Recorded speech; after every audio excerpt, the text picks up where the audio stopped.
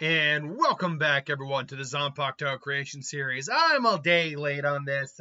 They got away from me, that's all. So from who was it who gave me this? Oh, come on, where I thought I wrote the name down. I always hate when this happens. Who gave me this suggestion? Let's find out. Zombie Demon. That's what it is. Zombie Demon. What is the Zanpakuto? Tsukune Aono? Aono? I think that's how it's. I'd never actually heard his name pronounced. I know TS in Japanese it's just an S sound. The T is silent, like with Tsunade, that T is silent. So I believe it's Sukun or Tsukune, one of the two.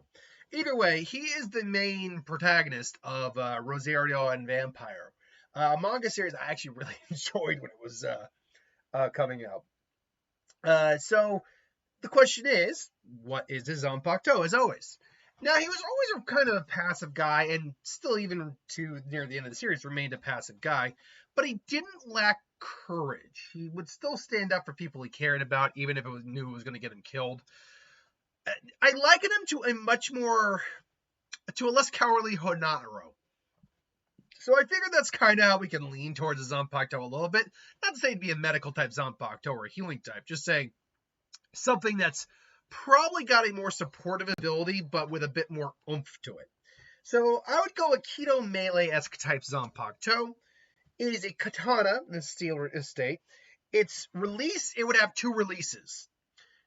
Now, in the early part of the series, or in Bleach, it would be called Lockup? Yeah. Lockup. Lockup, sorry. Lock Up is the first release of the Shikai.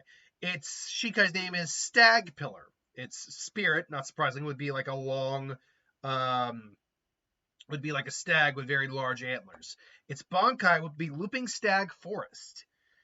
Now, why? Now, by the way, that name translates out rough to Shinkino Hashira.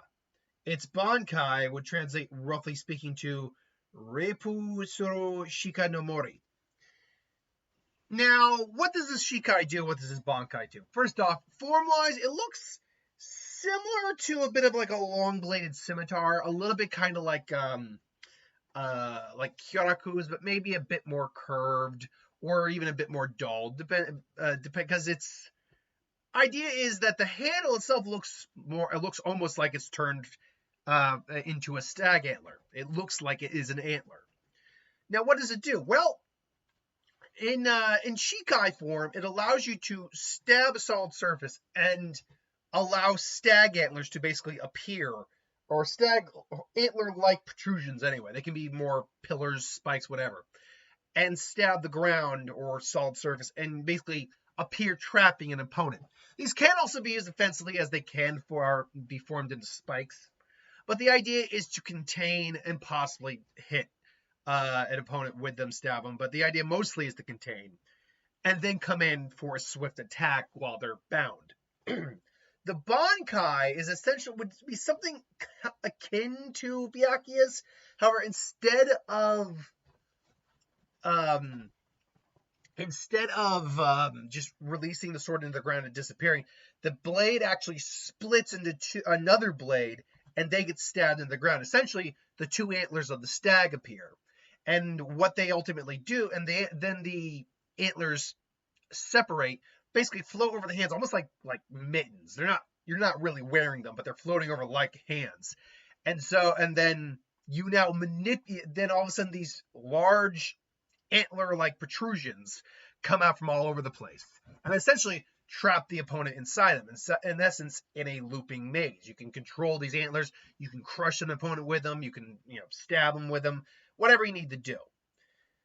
But why did I say this had a second release come in? Well, by the end of the series, again, is Tsukune? Is that his name? Let's say Tsukune.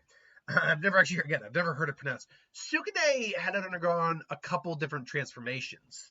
He started normally human, then he turned into a ghoul, then he turned into a modified human, and by the end of it, he was a Shinso vampire with the blood of Alucard flowing through his veins, just due to circumstances that happened to that. So, what if, in theory, dealing with hollows and whatnot, we had a similar circumstance happen with him in a Bleach setting? So its new release would now be Lock Them In, not lock up, but lock them in. Its new name is not Stag Pillar, but Stag Prison. And its name, Bankai name is now Stag Mausoleum. So its name goes from Shinkeno Hashira to Kugada Kimusho, and Bankai Shinta no Rebu. Its spirit would once again would take the form of a stag, but the stag looks a bit more demonic, a little bit more vampiric looking.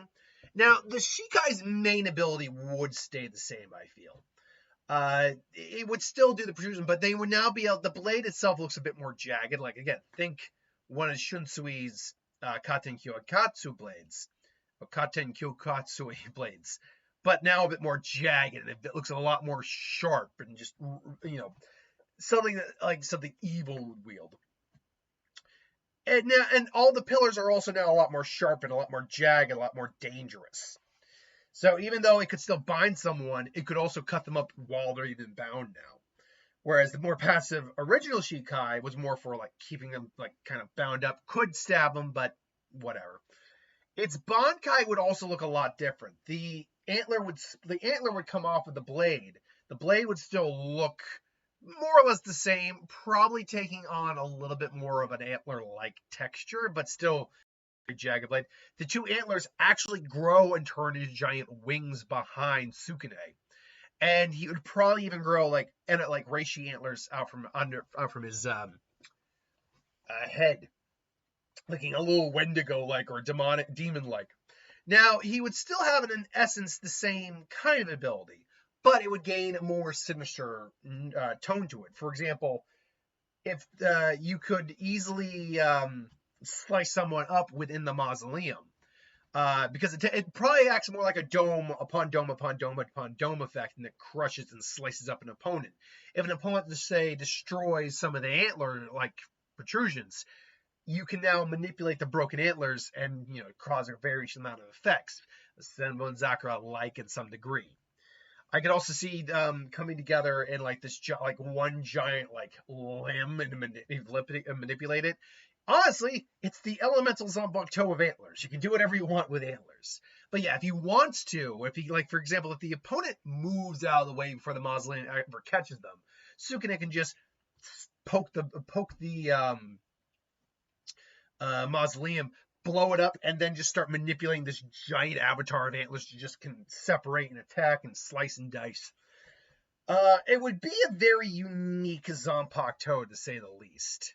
These reishi antlers and the level of power they have would be, unique. But it's nowhere near an infallible Zanpakuto.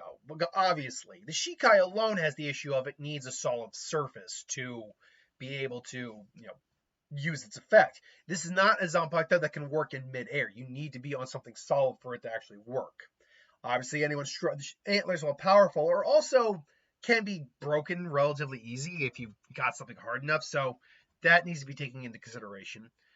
And like I said, it's not actually an elemental Zanpakuto. Like most elemental Zanpakutos would probably trump this in a straight fight without too much difficulty. And again, Ryatsu to Ryatsu is always an issue. So overall, it's a powerful Zanpakuto. Sure, it's a unique Zanpakuto, but it's not a end-all, be-all Zanpakuto. But I do like the idea of, the change in the Zanpakuto with the change of what he is. Not who he is, but what he is. Anyway, though, that's my thoughts. Let me know what you think. Put in the comments below. Let me know. But until then, thanks for watching. Hope you enjoyed, and I'll see you next time.